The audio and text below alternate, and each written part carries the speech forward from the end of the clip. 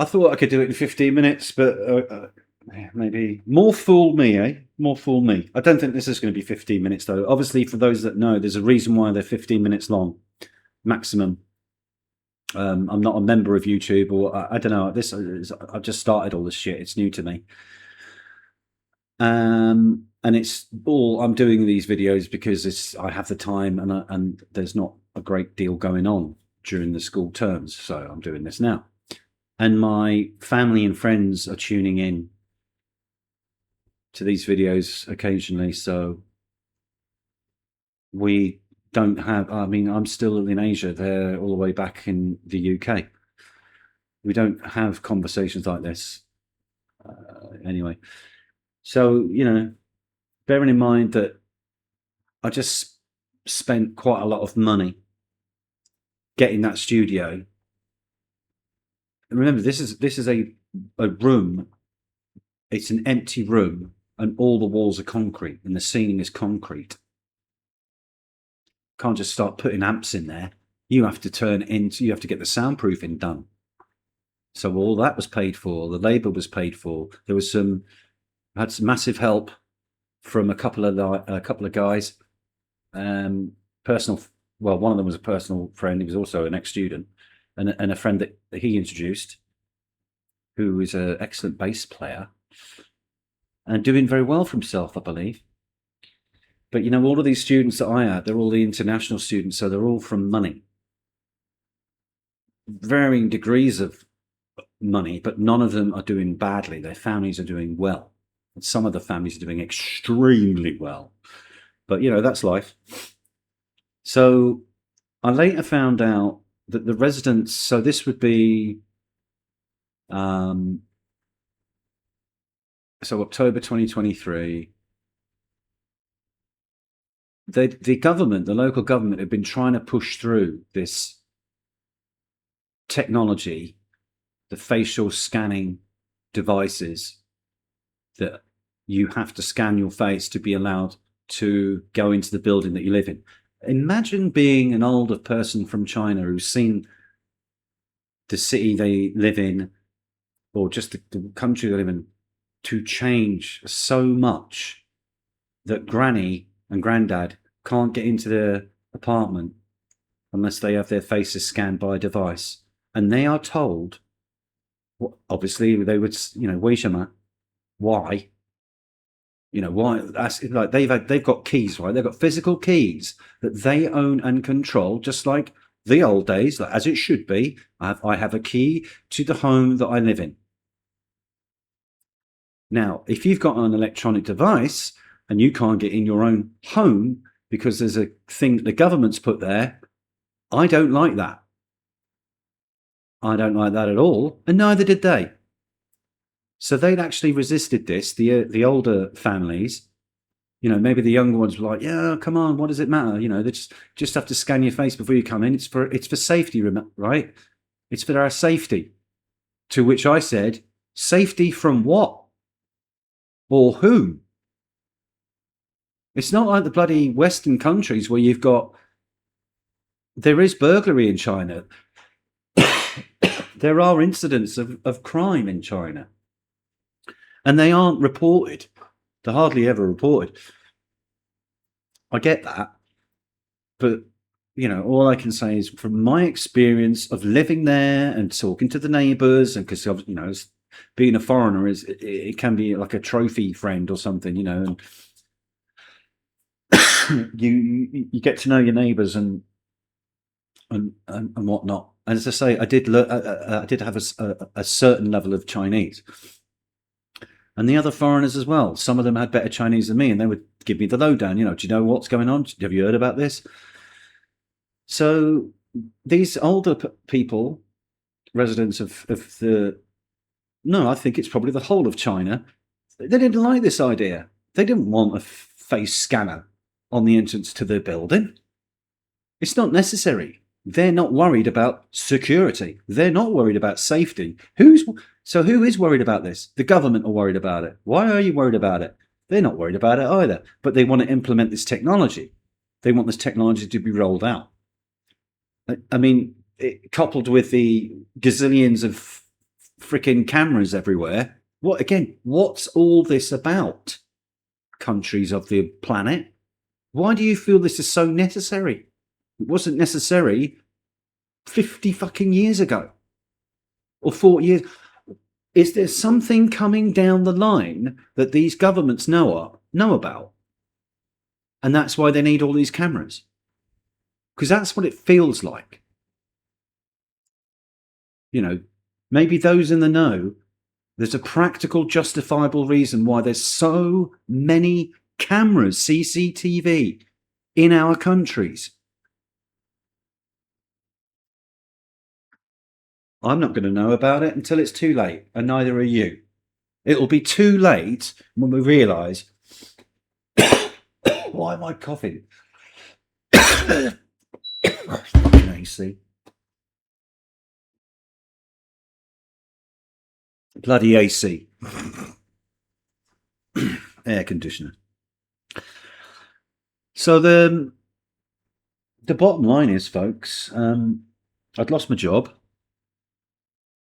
I was considering other jobs and maybe moving again to somewhere else and starting all over again. But by this time, I'm like 50 years old. I don't want to be moving on anywhere. I've got my place of work where I'm happy. And yes, the invite was to go back, but that would have been a trap. There was a problem with me in the school, right? They said, you should find another job. 2 months later, you can have your job back. Because I was in the process of suing them. I was suing the school that I really liked. Because they were basically what they did was illegal. You know, obviously I thought about it for, Christ, I had 2 months to think about it. I'd already prepared to leave China by this stage. January 2024. But that really was the final straw, I think, when I look back on it. It was that electronic facial scanner on the entry to the building where I lived. Because, you know, I'm of an age where you get old enough, you know, when you're a kid and you get old enough that you get given a key. So you let yourself in and out. That's some form of freedom. Going into adulthood, I've got keys, I've got responsibility to the place where I live. The Chinese government took that away. Because, you know, okay, look, maybe 9 times out of 10, I'm going to go to that device and I'm going to get my face scanned and the door will go bzzz, and I can go into my home because I scanned my face. And I was just like, no, I do not want to live like this. I want to go to the door and open the door. I don't want any other intervention. And it hasn't been explained to me why they feel this is necessary to have this device on the front of my door and the other people's doors. So that was it. I declined the offer to go back to my previous job. Full steam to leave China. And that's what happened. And that's what I think I'll release these videos and spread them out over the week for whoever is listening. But we've got a little bit of time to play with, so I don't know if other people found themselves in that situation where a moment happened and they were like, yeah, I'm done with living here. Thank you for the memories. It was all great. Things have got worse, you know, for that person's situation, whether that relationship's broken down or they've had another employment issue like I did, and they've decided, you know what, I'm going to leave the country of China. And I mean, I never say never, but would I go back? Potentially, yes. Not all buildings have electronic scanning facial devices on the front of the building. At that point in time, bearing in mind what had happened with regards to my employment, I'd had enough at that point.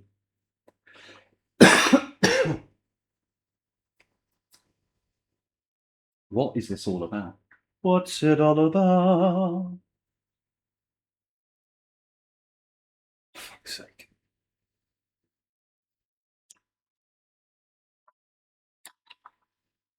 Like, I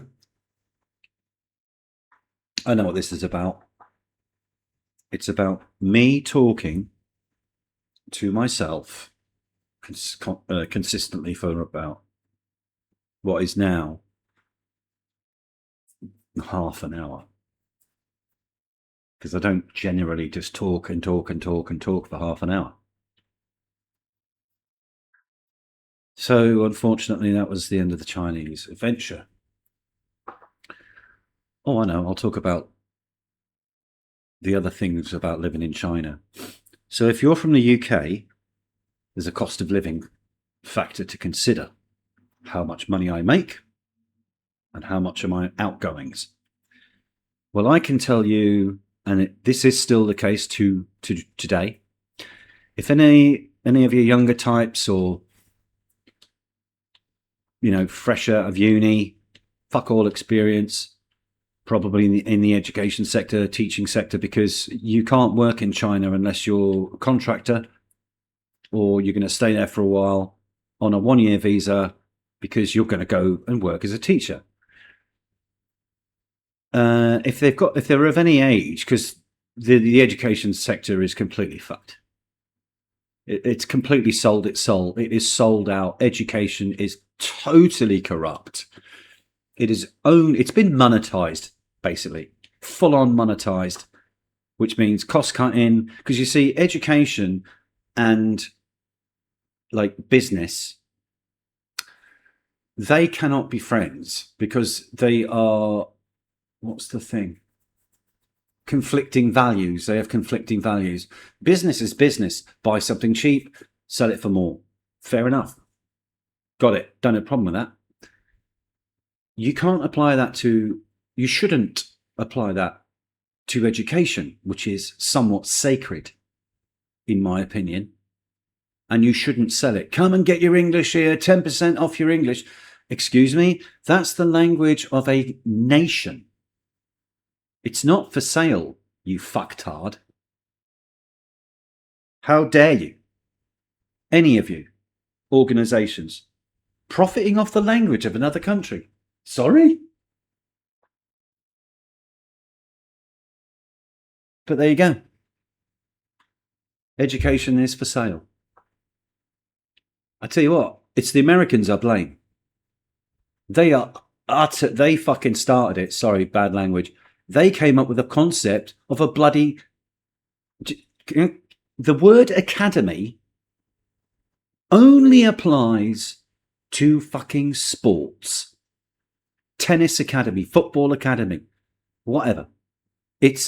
That word is only, like terminology, like medical terminology, different fields of expertise. They all have terminology. And I'm telling you that there weren't no academic academies. It just meant private school.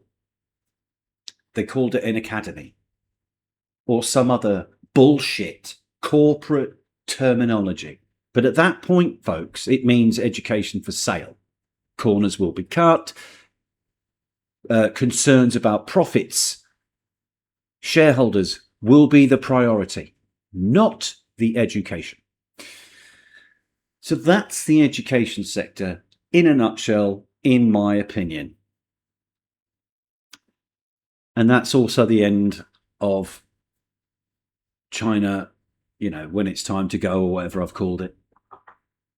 Thank you so much for listening. I'll see you again. All the best.